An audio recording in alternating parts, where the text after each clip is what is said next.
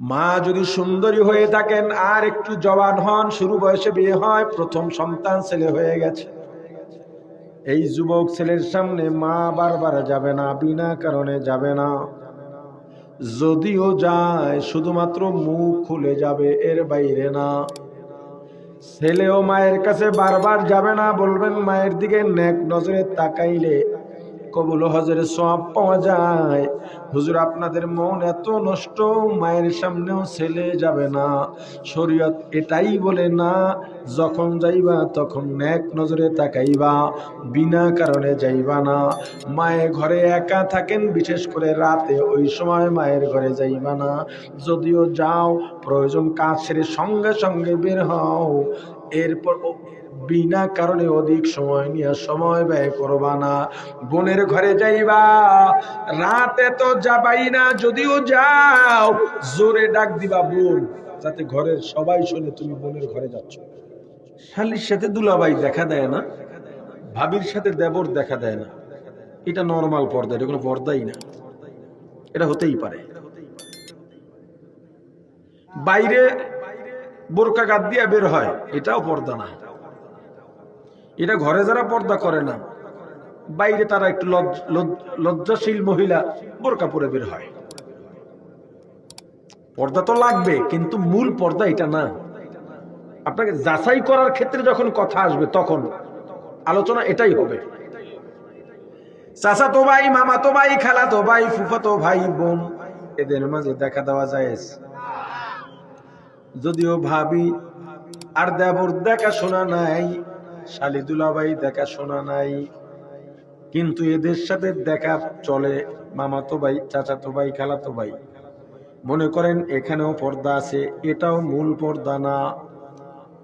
কোন কি এরপর আবার কি পর্দা আছে? এই তো সব খালাস। এবার বলেন, চাচির সাথে দেখা দেন না কতজন, মামির সঙ্গে দেখা দেন না কতজন? কথা কয় না।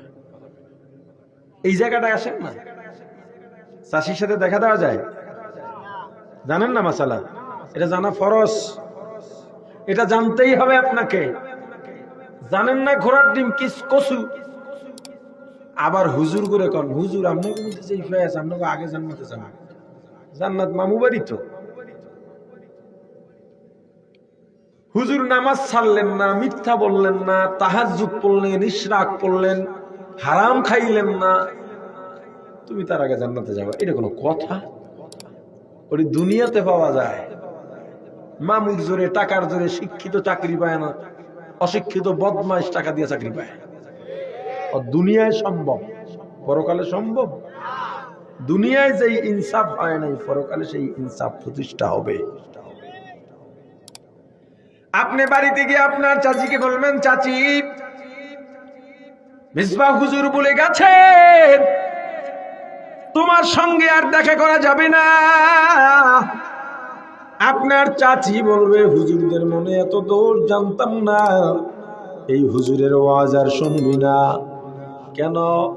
তোরে আমি লালন পালন করছি, তোর মায়ের থেকে তুই আমার কোলে বেশি প্রসাব করছস, তোরে আমি ছেলের মতো দেখি, তুই কি আমার দিকে খারাপ নজরে তাকাস? আমি কি তোর দিকে খারাপ নজরে তাকাই? গুনাহ হবে কেন? টেকনিক কত কঠিন টেকনিক। তখন তুমি বলো, চাচি, হুজুর এটাও বলে দিয়েছে তোমার দিকে আমি বদ নজরে তাকাই না, এজন্য বেপরদার কবিরা গুনাহ ৭,০০০ বছর জাহান্নাম। আর যদি খারাপ নজরে তাকাই তাহলে জেনার কবিরা গুনাহ ৭০,০০০ বছর জাহান্নাম।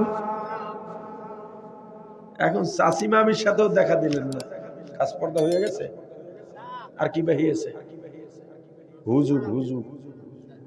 আর কি বাহিয়েছে? বউ।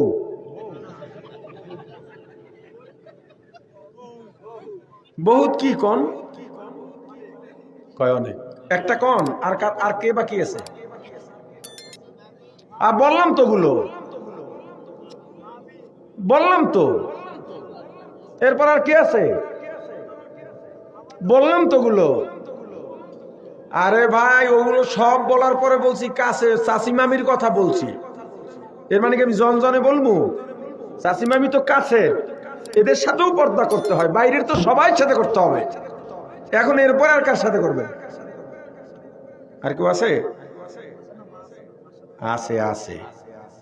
আসল পর্দা মায়ের সঙ্গে সন্তানের, ভাইয়ের সঙ্গে বোনের, মেয়ের সঙ্গে বাবার। এইটা কি গুনাইলেন? এতক্ষণ যা ছিলেন ভালো ছিলেন, এটা তো জীবনও শুনিনি।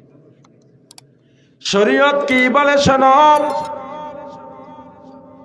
যুবতী ভাই বোন বিনা কারণে একে অপরের কাছে বারবার আসা যাওয়া করবে না।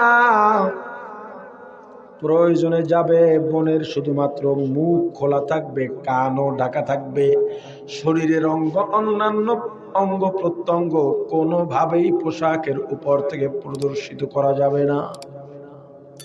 পর্দা।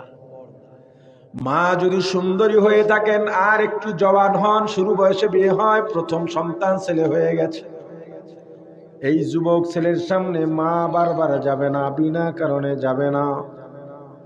যদিও যায় শুধুমাত্র মুখ খুলে যাবে, এর বাইরে না। ছেলেও মায়ের কাছে বারবার যাবে না, বলবেন মায়ের দিকে নেক নজরে তাকাইলে কবুল হজের সওয়াব পাওয়া যায়। হুজুর আপনাদের মন এত নষ্ট, মায়ের সামনেও ছেলে যাবে না। শরীয়ত এটাই বলে না, যখন যাইবা তখন নেক নজরে তাকাইবা, বিনা কারণে যাইবা না। মায়ের ঘরে একা থাকেন, বিশেষ করে রাতে, ওই সময় মায়ের ঘরে যাইবা না। যদিও যাও, প্রয়োজন কাজ সেরে সঙ্গে সঙ্গে বের হও। এরপর বিনা কারণে অধিক সময় নিয়ে সময় ব্যয় করবা না।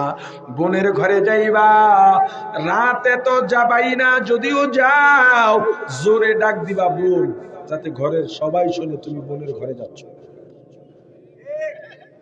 যুবতী মেয়ে বাবার সামনে বারবার বিনা কারণে যাবে না, যদিও যায় থিওরি ওই একটাই। এখন বলবেন এত সমস্যা কেন? সোশ্যাল মিডিয়ার যুগ, পেপার পত্রিকার যুগ, এখন তো সবই দেখো। ইসলাম যেটা আগেই ভেবে রেখেছিল তুমি মানো নাই, এখন পেপার পত্রিকা আর ওই সোশ্যাল মিডিয়া খুললেই দেখা যায় ভাই বোন একসাথে পালিয়ে গেছে। দেখেন না? না দেখেন না? মেয়েরা বাবার কাছে নিরাপদ নয়, দেখেন না? কত মেয়ে সংবাদ সম্মেলন করতেছে, দেখেন না? আরে কথা বলে না, মানিস না তুই ইসলাম, তুই ইসলাম না মানলে ইসলামের কিচ্ছু হবে না।